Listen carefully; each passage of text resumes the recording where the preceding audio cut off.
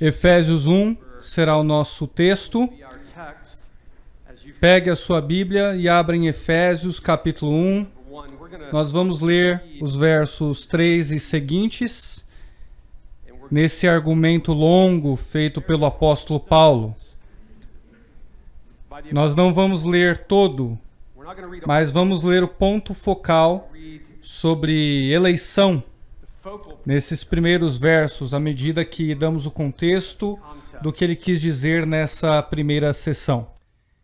Efésios capítulo 1, verso número 3 diz: Bendito Deus e Pai de nosso Senhor Jesus Cristo, o qual nos abençoou com todas as bênçãos espirituais nos lugares celestiais em Cristo, como também nos elegeu nele antes da fundação do mundo, para que fôssemos santos e irrepreensíveis diante dele em amor.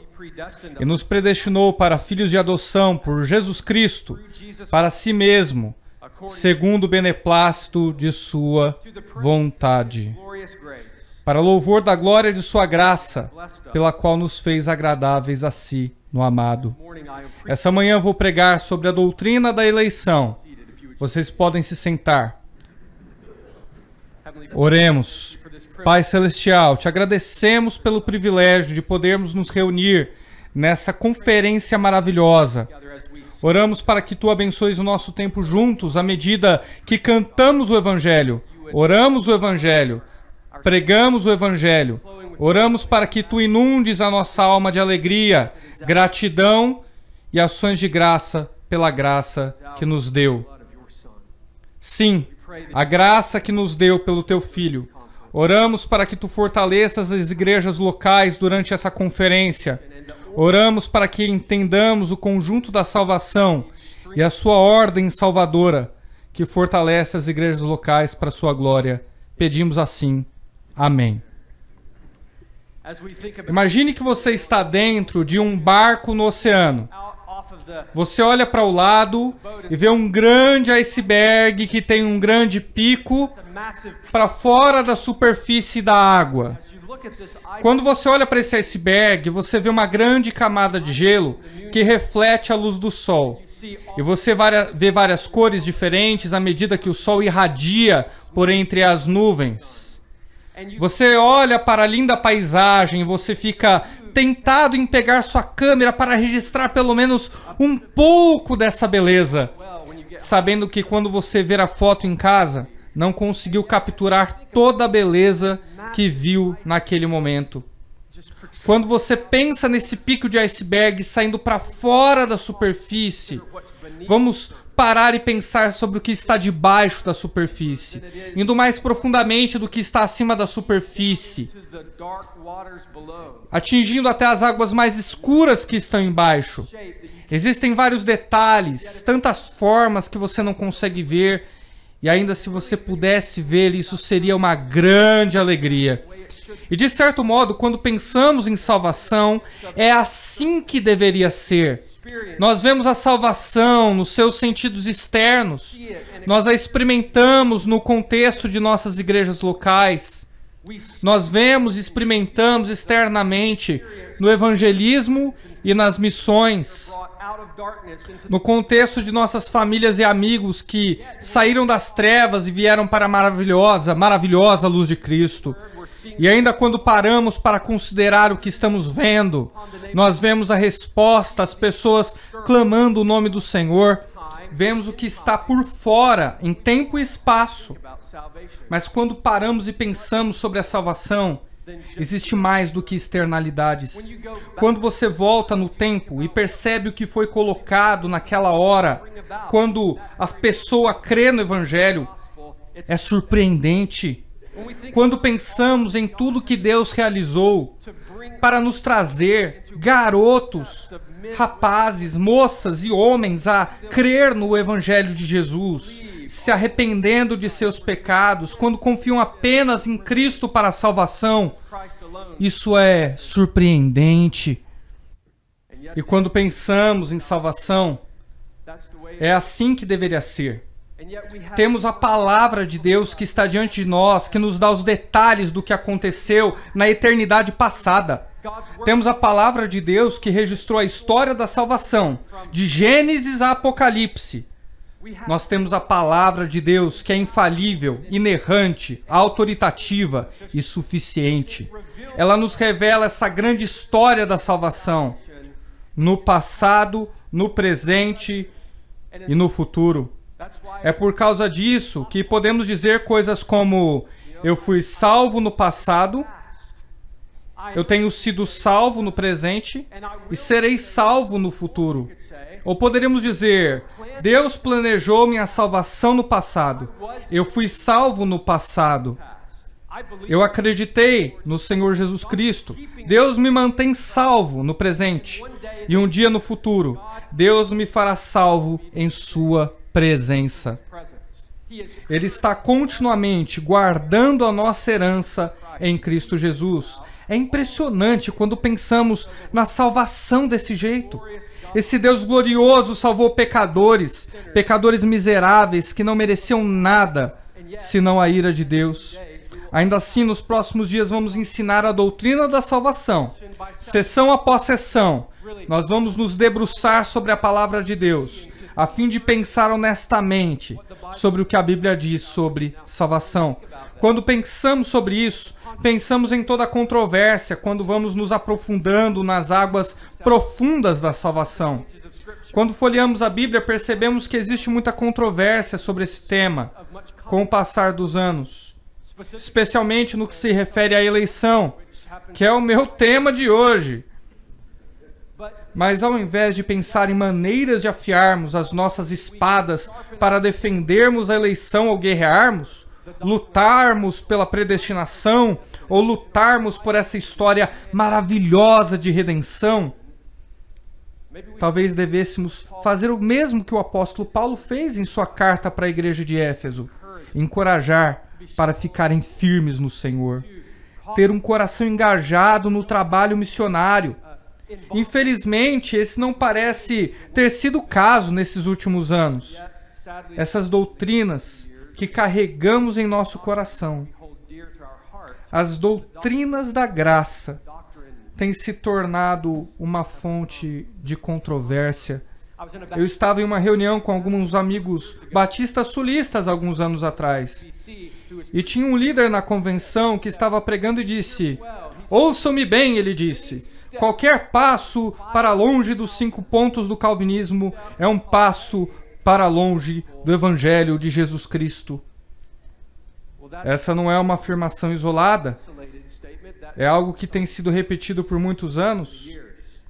Ao voltarmos para a história da igreja, vamos encontrar indivíduos que realmente rejeitaram as doutrinas da graça. Eles eram muito contundentes nisso. Charles Wesley escreveu milhares de hinos. Ele era um hinólogo prolífico. Nós cantamos alguns dos seus hinos. Eu amo aquele "E pode ser" ou "Mil línguas eu quisera ter". Mas ele escreveu um outro hino também. O nome do hino é O Decreto Terrível. Vou ler para vocês alguns trechos desse hino, só para que vocês entendam o seu pensamento a respeito da teologia do decreto. Isso é o que ele diz.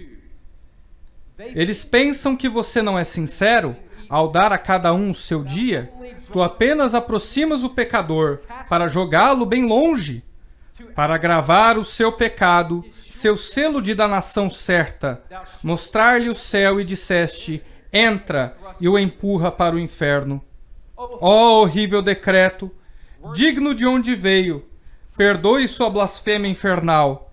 Quem cobra isso do Cordeiro, cuja pena ele se inclinou, para deixar seu trono acima, o amigo e salvador da humanidade, o Deus da graça e do amor.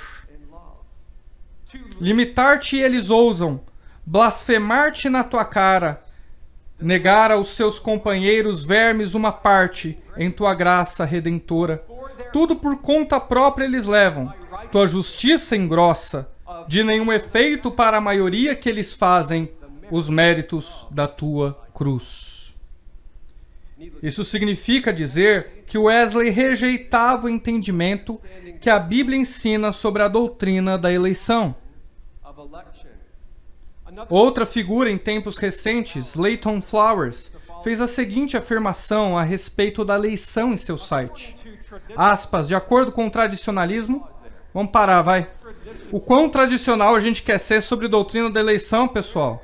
Aonde a gente coloca o limite da história da igreja sobre a tradição? Aspas, de acordo com o tradicionalismo, a decisão pré-temporal de Deus foi para justificar, santificar e glorificar qualquer um que livremente coloque sua esperança em Cristo. Não que ele as impede de vir até desde o nascimento, porque não são capazes disso, para depois irresistivelmente resgatar alguns poucos pré-selecionados. Fecha aspas. Bem, isso não é somente uma representação grosseira e errada sobre o ensino bíblico da eleição. Também é uma representação errada de Deus. Como também uma representação errada sobre a mente humana depravada. No entanto, à medida que nós pensamos sobre essa importante doutrina que afirmamos, que atinge os nossos corações, oriunda das páginas da Escritura, nós precisamos ter em mente que ela foi escrita para uma igreja na cidade de Éfeso. Nós precisamos lembrar que se tratava de uma cidade impiedosa. Paulo escreve para uma igreja que ele amava. É dito que Éfeso foi estabelecida como o portal da Ásia. Era literalmente a feira das vaidades do mundo antigo. Era uma cidade impiedosa que estava cheia de negócios, esportes. Eles tinham um ginásio com capacidade para 25 mil pessoas. Idolatria também tinha o seu espaço, o templo da prostituição. O templo de Artemis estava lá. Era uma cidade vil. Paulo escreve para a igreja na cidade de Éfeso para encorajá-los na fé, fortalecer suas convicções no que diz respeito à doutrina da salvação. Quando pensamos nisso, precisamos entender que Paulo escreve essa carta considerando a realidade de que bem no início, depois dos cumprimentos da carta, ele mergulha de cabeça no fundo da piscina, se você quiser colocar assim, na doutrina da eleição, que mostra como nós deveríamos discipular as nossas igrejas hoje.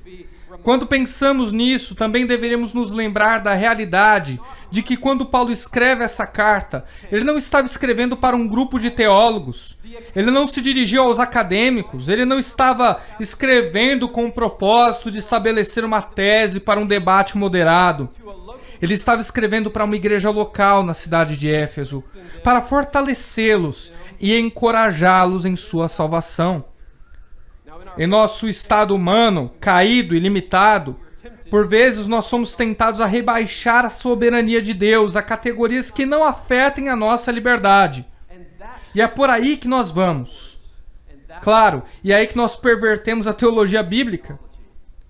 Nós precisamos estar conscientes sobre a realidade de que sem a soberania de Deus não temos criação.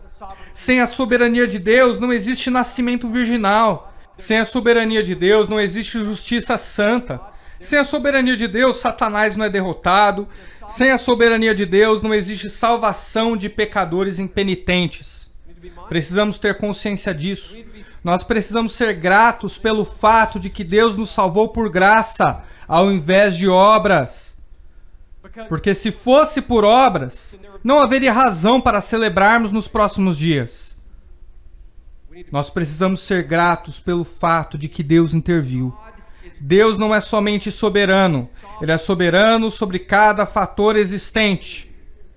Você fala com pessoas nos círculos evangélicos hoje, e eles são muito livres e à vontade em afirmar que Deus é soberano sobre as estrelas, soberano sobre a lua, e sobre as feras do campo, peixes do mar. Ele é soberano sobre essas coisas todas. Mas quando você fala sobre ser soberano, sobre pecadores malditos e depravados, de repente vira debate.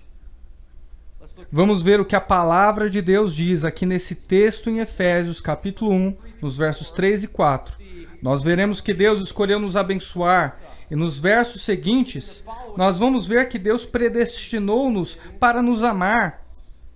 Note o que o verso diz no versículo 3. Encontramos palavras maravilhosas. Bendito Deus e Pai de nosso Senhor Jesus Cristo, o qual nos abençoou com todas as bênçãos espirituais nos lugares celestiais. Agora, entenda, se você estudar essa carta, você vai perceber que os versos 3 a 14 são uma única frase bem longa. Então, para todos os jovens presentes que ainda estão no colegial, ou aqueles que talvez estejam no seminário, você realmente não gostaria de imitar a forma com que o apóstolo Paulo escreve aqui, nessa sessão de abertura. Não. Seria o que chamamos de sentença de longa duração.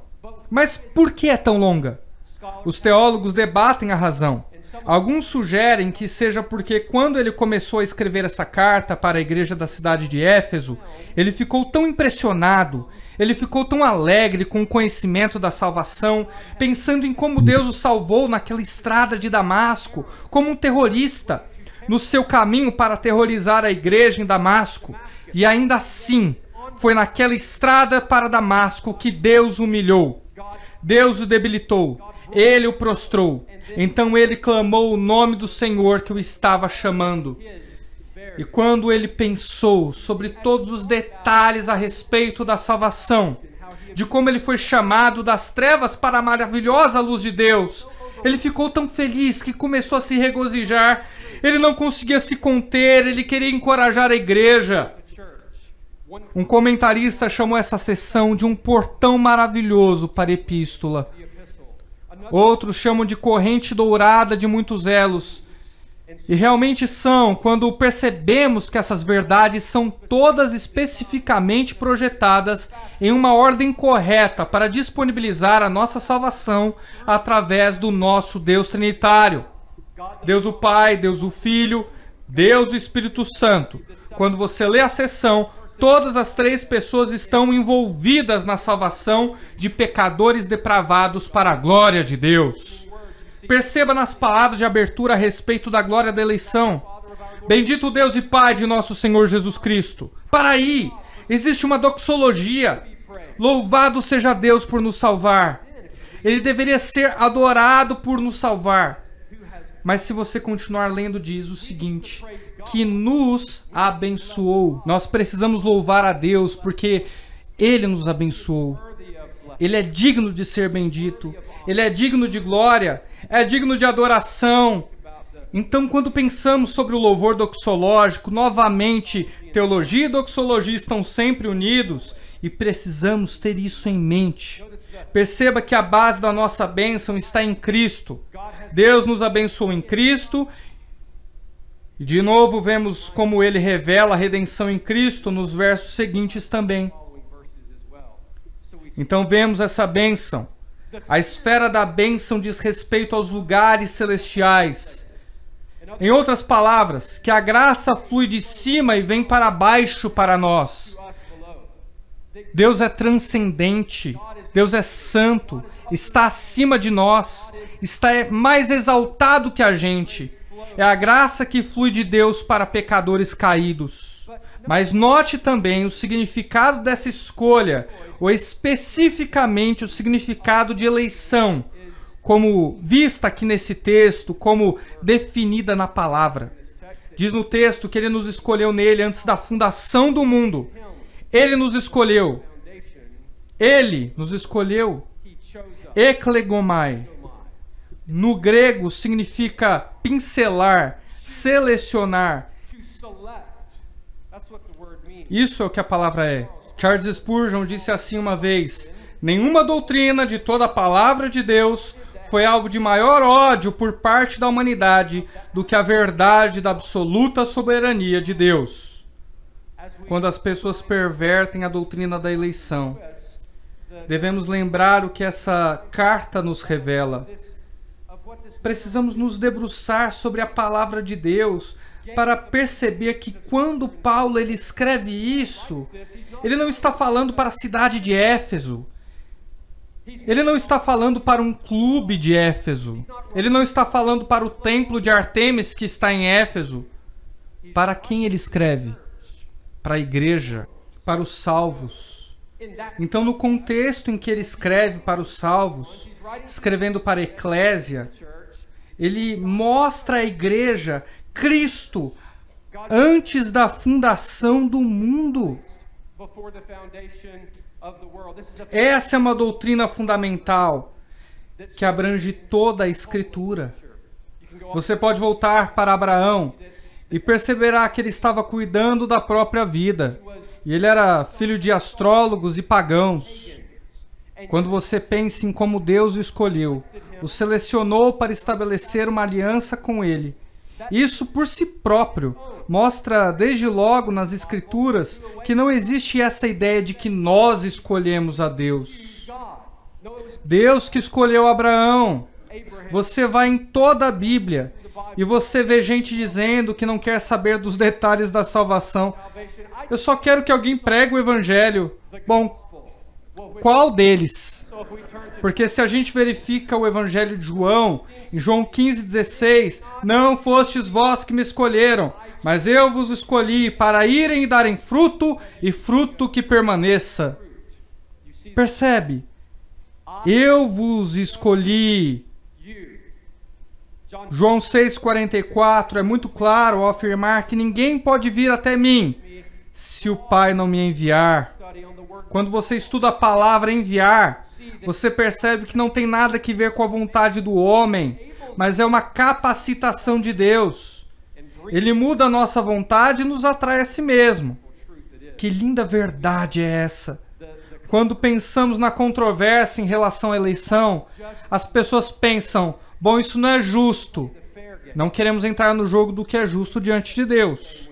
Porque quando a gente joga o jogo do que é justo, então todos vão para o inferno. 1 Tessalonicenses capítulo 1, versos 4 a 5. Sabendo, amados irmãos, que a vossa eleição é de Deus. 2 Tessalonicenses 2,13. Damos graças a Deus por vocês, porque Ele os elegeu desde o princípio para a salvação. Em 2 Timóteo 1,9, vemos a linguagem que nos salvou e chamou com uma santa vocação, não segundo as nossas obras, mas segundo o seu próprio propósito e graça, que nos foi dado em Cristo antes dos tempos dos séculos. João Calvino disse, se nossa fé não é enraizada na eleição incondicional de Deus, é certo que o diabo a pode roubar a cada minuto. Colossenses 3,12. Revesti-vos, pois, como eleitos de Deus, santos e amados, de entranhas misericórdias, de benignidade, humildade, mansidão e longanimidade. 1 Coríntios 1, 27 a 29. Se você está lutando contra o orgulho e a arrogância na fé, se tem algum calvinista na jaula entre nós hoje, abra sua Bíblia em 1 Coríntios, capítulo 1, verso 27, e mergulhe aí. Mas Deus escolheu as coisas loucas desse mundo para confundir as sábias. E Deus escolheu as coisas fracas desse mundo para confundir as fortes. E Deus escolheu as coisas vis desse mundo e as desprezíveis e as que não são, para aniquilar as que são, para que nenhuma carne se glorie perante Ele. 1 Pedro, capítulo 1, versos 1 e 2. Pedro, apóstolo de Jesus Cristo, aos estrangeiros eleitos. 1 Pedro, capítulo 2, verso 9. Mas vocês são geração eleita, o sacerdócio real. 1 Pedro, capítulo 5, verso 13. A vossa coeleita em Babilônia vos saúda. Vez após vez, quando folheamos a Escritura, nós encontramos a doutrina da eleição, claramente ensinada em toda a Escritura. E de novo, olhamos para a palavra de Deus e vemos, nas páginas das Escrituras, fazemos uma pergunta sincera. Nós nos perguntamos como Deus nos escolheu e como nossos nomes estão escritos no livro da vida do Cordeiro. E se você abrir em Apocalipse capítulo 13, 17, eles claramente afirmam que nossos nomes foram escritos no livro da vida do Cordeiro antes da fundação do mundo. Antes. E claro que se você for para Romanos capítulo 9, temos essa grande ilustração histórica. Se você for para Romanos 9, você verá que essa é a revelação da ilustração histórica que Paulo escolhe para evidenciar a doutrina da eleição. Acho interessante que alguns anos atrás me contaram sobre um estudo da Lifeway que a Christian Resources publicou em Romanos. E eles intencionalmente chegaram no capítulo 8 e pularam o capítulo 9.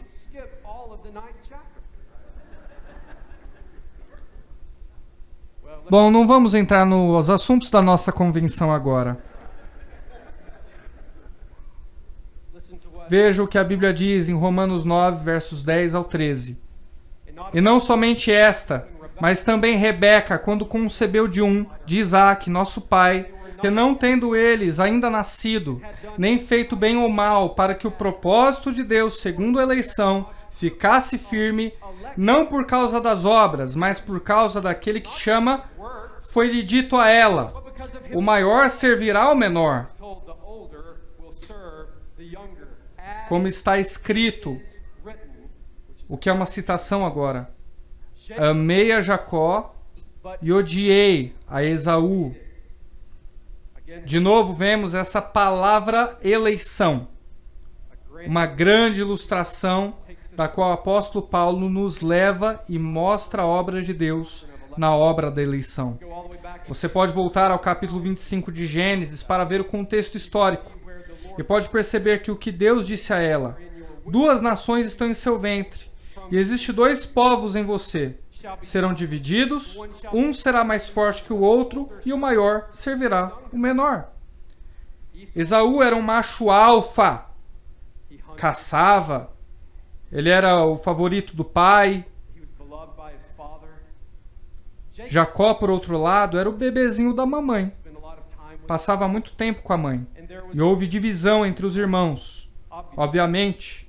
E também percebemos que Jacó era um ladrão, um estelionatário. Então, por lógica, quando olhamos para os 2 indivíduos, a gente pensa, bem, se a gente for escolher por mérito, a gente deveria ficar com Esaú. Mas Deus escolheu Jacó e rejeitou a Esaú. Especificamente, a Bíblia diz que ele odiou a Esaú. O profeta Malaquias nos dá um lembrete óbvio. Em Malaquias 1, 2 e 3. Eu vos tenho amado, diz o Senhor, mas vós dizeis, em que nos tem amado? Aqui está a resposta. Não era Esaú irmão de Jacó? Vamos prestar atenção em como as palavras são colocadas na Escritura. Estão lá em uma ordem específica, uma pergunta específica em um propósito específico para demonstrar a magnitude da graça de Deus. Se você voltar para Deuteronômio, capítulo 7, claro, entendendo que Israel surgiria por esse escolhido, você pode ir para Deuteronômio, capítulo 7, e veremos nos versos 7 e 8. Você verá com que base Deus escolheu Israel. O Senhor não tomou prazer em nós, nem vos escolheu, porque a vossa multidão era mais do que a de todos os outros povos, porque vocês eram em menor número do que os outros povos, mas porque o Senhor vos amava, e para guardar o juramento que fizera a vossos pais. O Senhor vos tirou com mão forte, vos resgatou da servidão, da mão de Faraó. Você percebe? Essa ideia de que Deus está de antemão vendo quem o escolherá, quem colocará sua fé nele. A Bíblia corta a árvore dessa ideia até a raiz. Jacó foi amado e Esaú odiado. A graça soberana não é baseada em obras, não é baseada em tradição, nem em lógica. A eleição é baseada na vontade livre e soberana de Deus e sua escolha somente. Lutero diz, não foi pelos méritos de Jacó ou Esaú, mas aquele que o chamou. Paulo está afirmando que não foi por causa do poder dos méritos do livre-arbítrio. E ele prova que eles não escolheram. Mas Jacó foi escolhido em detrimento de Esaú, pela graça daquele que o chamou. Lembre-se de novo do comentário em Romanos 9, no verso 16. Então não depende da vontade do homem, mas de Deus que é misericordioso. Em Romanos 9, 18, então ele tem misericórdia de quem quiser e endurece a quem quiser. Romanos 9 é uma ilustração poderosa da amorosa eleição divina. E ainda temos que ouvir as pessoas dizerem: bem, está falando a respeito de duas nações em seu ventre. Quando você reduz as duas nações nesse argumento para dois indivíduos, o que é que você tem? Você tem Jacó e Esaú. Você tem Israel e você tem os Edomitas. Se você não abandonar essa ideia de nações, você não vai escapar da ideia de eleição. Você não vai burlar a ideia da verdade da palavra de Deus. A realidade é que Jacó está no céu e Esaú está no inferno. E a realidade é que Jacó deveria estar no inferno, junto de Esaú, se não fosse pela graça de Deus. A bênção da eleição. Seu significado e objetivo. Volte sua atenção de novo para a palavra de Deus. Em Efésios 1. Aqui está o propósito. Para que fôssemos santos e inculpáveis diante dele. Você percebe que a depravação humana é muito clara por toda a Escritura. Nós somos pecadores culpados, depravados e malditos, que merecem a ira de Deus. Nós não iríamos até Deus se Ele não tivesse vindo a nós. Nós não teríamos escolhido a Deus se Ele primeiro não tivesse nos escolhido. Nós não teríamos amado a Deus se Ele não nos tivesse amado primeiro. A Bíblia nos diz que estamos mortos em delitos e pecados, que não existe ninguém bom, nenhum sequer. Na escravidão da vontade, veja o que Lutero escreve. Deixe que todo o livre-arbítrio do mundo faça tudo o que puder, com toda a sua força, e nunca dará luz a uma única instância de habilidade em escolher a Deus. Se Deus não demonstrar misericórdia por seu Espírito, ele está abandonado a si mesmo. Spurgeon colocou assim: eu creio na doutrina da eleição porque eu tenho certeza que se Deus não tivesse me escolhido, eu nunca o teria escolhido. E eu tenho certeza de que se Ele não me escolheu antes de eu nascer, Ele não teria me escolhido depois. Pois é, toma essa, hein? É.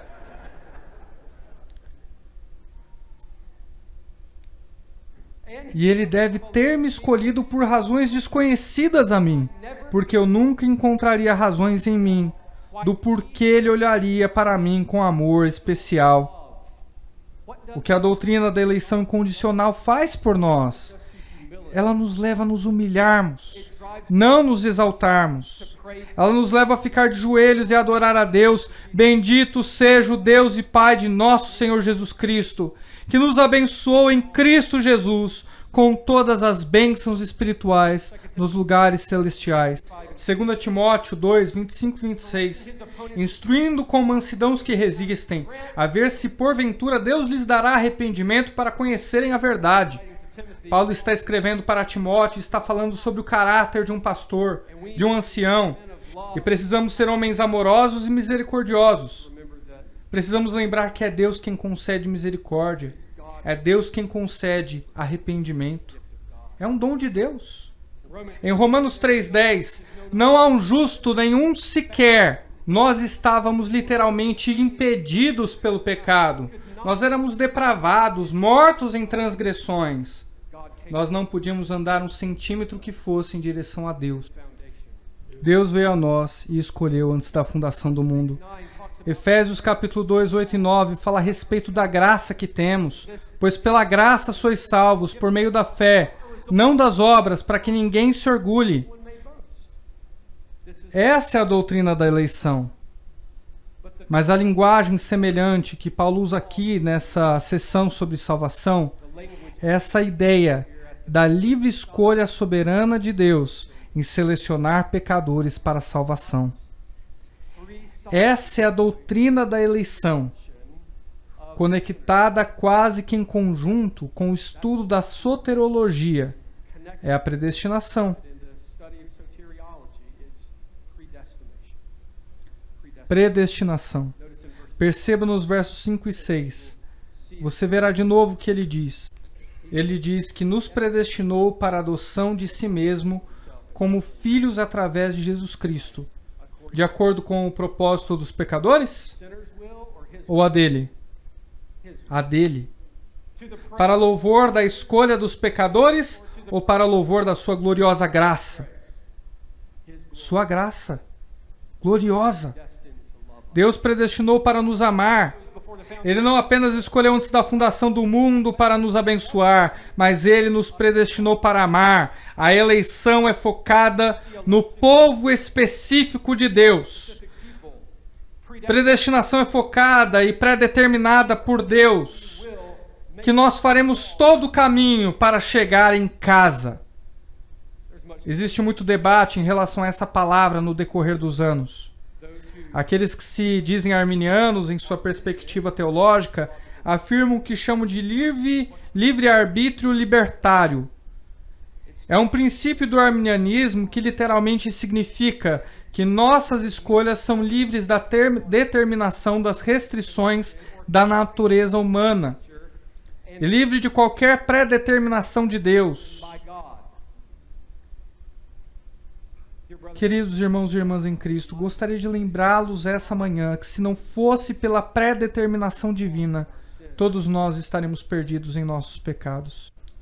Mas claro, tivemos esse debate anos atrás a respeito do teísmo aberto, conhecido como teologia aberta, ou teísmo aberto, ou ainda teísmo do livre-arbítrio. Literalmente afirma e ensina que os seres humanos são verdadeiramente livres, uma vez que Deus apenas conhece a respeito do futuro. Então nós seríamos livres em nossas operações do dia a dia, especialmente no que diz respeito à salvação. Clark Pinnock é um dos proponentes líderes do teísmo aberto. Há alguns anos atrás ele morreu com 73 anos e eu quero ler para vocês o que Clark Pinnock escreveu sobre a salvação. Ele diz que a eleição não tem nada a ver com salvação eterna de indivíduos, mas se refere, no entanto, à forma com que Deus salva nações. Foi um grande erro da Reforma ter decidido seguir Agostinho nessa questão. Para aí. E o apóstolo Paulo, erramos em segui-lo também? Ele diz, fazer com que a eleição se refira à graça e salvação significa dizer que existem más notícias dentre as boas notícias. Lança uma sombra escura sobre o caráter de Deus da pior forma, ele diz. Isso pode levar a consequências terríveis em termos de orgulho, arrogância, superioridade e intolerância, à medida que a ideologia da eleição ocorre. Isso faz com que a igreja deixe de ser um sinal de unidade da humanidade, no amor de Deus, mas um sinal de favoritos dentre os inimigos de Deus. Fecha aspas. Ele não poderia estar mais errado. A doutrina da eleição leva as pessoas ao lado oposto do orgulho e arrogância. Predestinação é, na verdade, boas notícias, ao invés de más. Então precisamos entender o fato de que Deus não apenas conhece o futuro, Deus controla o futuro. Tudo que existe, que se move em toda a criação, coisas que foram descobertas pela mente e pelo olho humano, e tudo que ainda não foi descoberto, são controlados por Deus. Predestinado, proorisso, do grego, é literalmente uma palavra composta que significa pré, antes, determinar, horisso, é a ideia de olhar para além do horizonte. Um grande teólogo disse uma vez algo que me ajudou muito, e de fato esse teólogo está sentado à minha esquerda aqui. Dr. Steve Lawson disse em sua exposição de Romanos, muitos já foram abençoados pelo seu estudo, o estudo bíblico para homens, quando ele passou por Romanos, e quando pensamos nessa palavra, essa palavra na forma em que o Dr. Steven Lawson descreveu o significado dela, seria assim: destinação seria o ponto final de uma jornada que está longe de terminar. Então, os marinheiros do navio marcaram seu destino logo na partida. E essa é a palavra que está envolta nessa conotação bíblica. Então, predestinação é ensinado na Bíblia. Eu lembro que anos atrás eu estava pastoreando no Kentucky. Eu pastorei uma igreja bem pequena quando eu estava no seminário. E alguém novo apareceu no domingo. E isso era óbvio quando eu subi no púlpito. E eu subi no púlpito e eu preguei. E eu vi essa senhora que estava sentada próximo ao fundo. e tinha um corredor central com uma porta central. E eu cumprimentava todos antes que eles fossem embora depois do culto. Eu estava de pé lá e ela se aproximou e disse: Pastor, eu sou uma visitante aqui e eu quero que você saiba o que me chocou lá na minha antiga igreja. Eu sou membro de uma igreja aqui no final da rua e eu vim porque eu descobri que o meu pastor... Eu já estava esperando o golpe aí, né? Eu descobri que meu pastor acredita em algo estranho. Ele acredita em predestinação. Eu disse: Senhora, eu quero agradecer por vir aqui hoje, mas eu te encorajo a voltar à sua igreja e aprenda com o seu pastor. Peça para ele te mostrar todas as vezes que essa palavra aparecer na Bíblia e acredite no que estiver ali. Acredite. Existem referências explícitas sobre predestinação na Bíblia. Em Atos capítulo 2, nós temos esse sermão que foi pregado por Pedro no Pentecostes. E ele coloca o dedo no rosto de indivíduos. E é isso que ele diz: Esse Jesus, a quem vos crucificastes, Deus o fez Senhor e Cristo.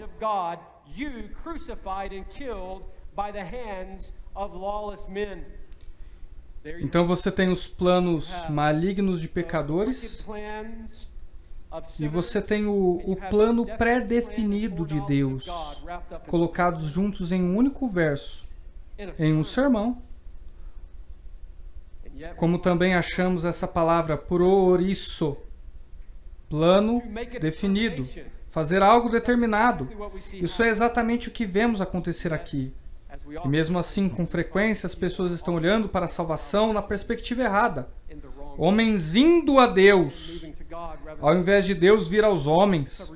Anos atrás, eu estava treinando o time de futebol do meu filho. E eu treinei o time dele por alguns anos. Ele era um garoto jovem naquela liga. E na última temporada, nós ganhamos o campeonato. Nós estávamos lá no campo em um determinado jogo. E um dos nossos zagueiros estava no campo. E o atacante adversário deu um passe. E nosso zagueiro interceptou a bola. Ele atravessou o campo e matou a bola. Então, tipo, a defesa estava desse lado aqui. E tem a zona final. E os adversários estavam desse lado. E tem outra zona final aqui. E nosso zagueiro pegou a bola aqui. Aqui, ó. E ele precisava correr pelo meio para fazer um gol. Ele pega a bola, olha para todo mundo dos dois lados e vê um campo aberto e decidiu: eu vou correr para essa direção. E meu assistente começou a se animar, a balançar os braços e todo mundo foi à loucura. E se você visse o campo naquela hora, você diria: olha que legal, os treinadores estão felizes, o garoto vai correr e fazer gol. Acabou o jogo, né não? Ele viu o treinador na linha lateral e achou que tinha feito alguma coisa errada. Ele hesitou e pegaram a bola dele.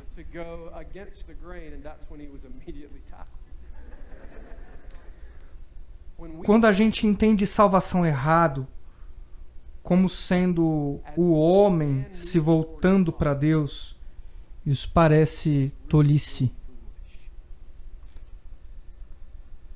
Tolice.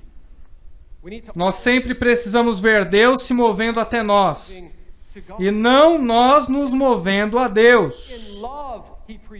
Nesse texto diz que Ele nos predestinou em amor. Predestinação é um ensino lindo, é uma doutrina linda, conectada à doutrina da eleição da Bíblia, conectado ao amor de Deus. Em Romanos 8:29, nessa corrente dourada da salvação, ele diz: porque os que dantes conheceu, também os predestinou para serem conformes à imagem de seu Filho. E aí você tem teólogos que dizem: tá vendo? Você tem conheceu de antemão. Deus vê o que faremos e com base no que Ele nos vê fazer, Ele vê que o Josh vai nascer em 1977. Ele vê que o Josh vai crer no Evangelho aos 25 no Círculo do Comércio de Atlanta, Georgia. Ele vê tudo isso antes da fundação do mundo. E com base naquilo que Deus vê de antemão, Deus predestina o Josh. E aí é que o Josh escolhe. É o que a maior parte dos teólogos de hoje acredita nos círculos evangélicos, mas isso está errado. Estude a palavra, conhecer de antemão, e você logo verá que isso não significa que Deus conhece fatos do futuro. Isso significa que Deus escolheu amar pessoas antes da fundação do mundo.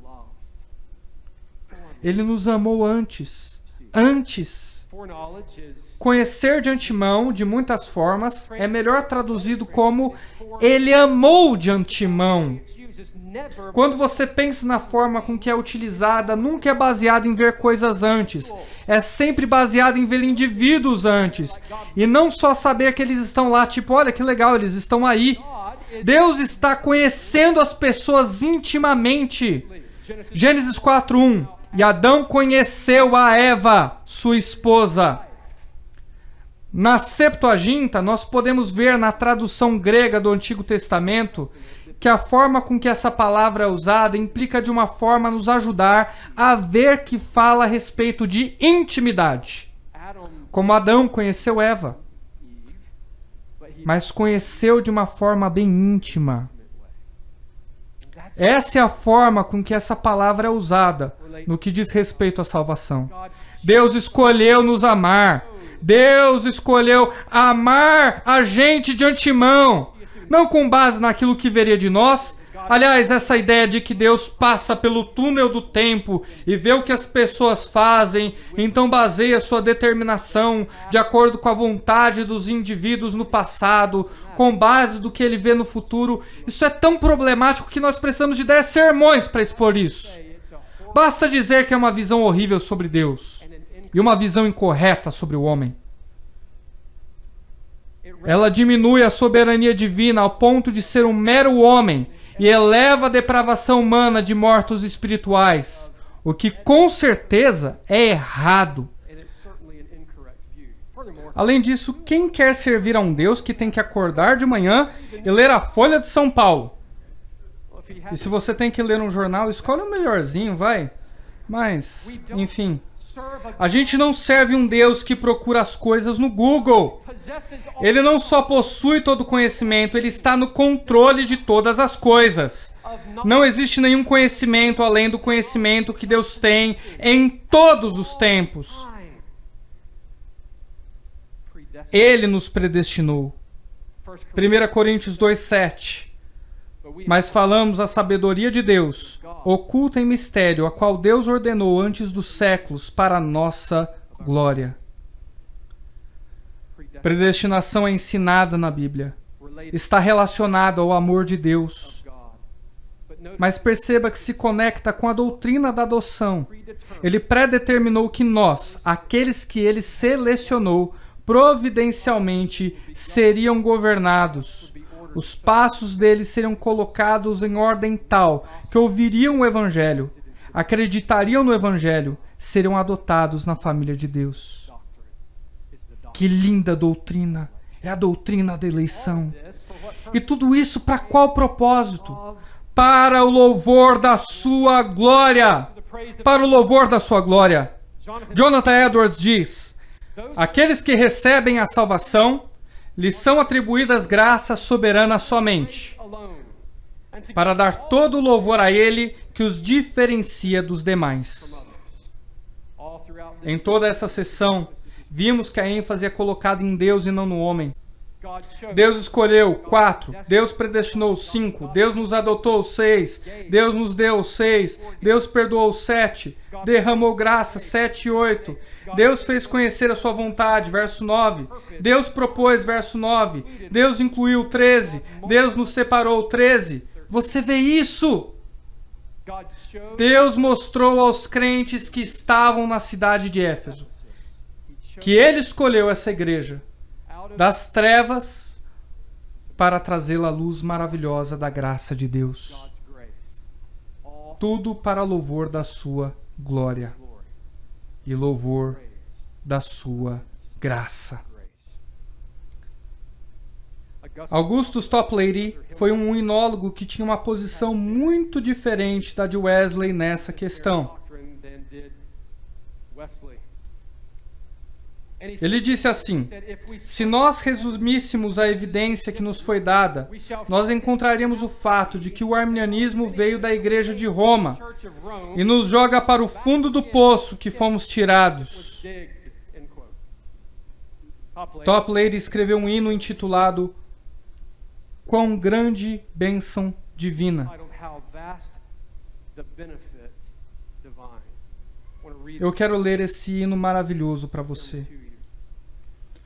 Quão vastos são os benefícios divinos que nós em Cristo possuímos. Somos redimidos da culpa e da vergonha e chamados à santidade. Mas não por obras que fizemos ou faremos no futuro. Deus decretou aos homens pecadores a salvação para conceder. A glória, Senhor, do começo ao fim, é devida somente a Ti. Nada para nós mesmos, não ousamos tomar ou roubar de Ti a sua coroa.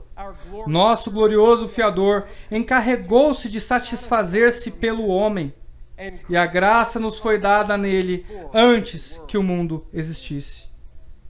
Essa é a Tua vontade, que em Teu amor sempre permaneçamos. Que a terra e o inferno não prevaleçam para desviar a Tua palavra.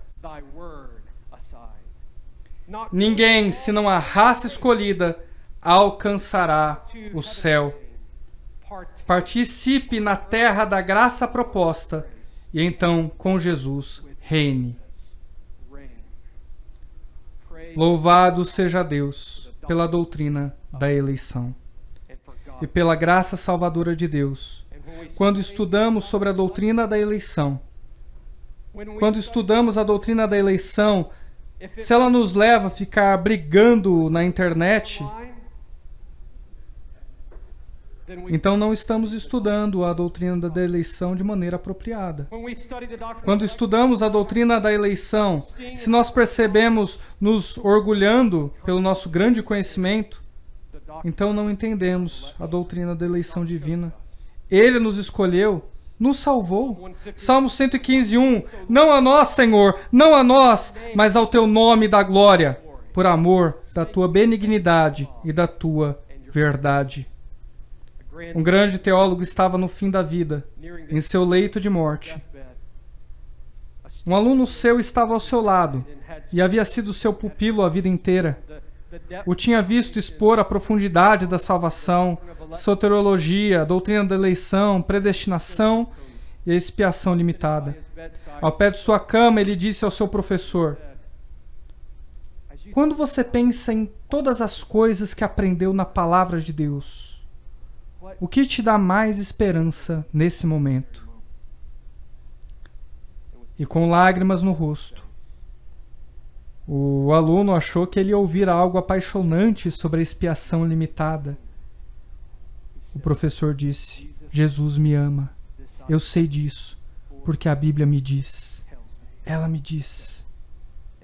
E Deus predeterminou salvar o seu povo em Cristo antes da fundação do mundo. Irmãos e irmãs, portanto, meus amados irmãos, sede firmes e constantes, sempre abundantes na obra do Senhor, sabendo que o vosso trabalho não é vão no Senhor.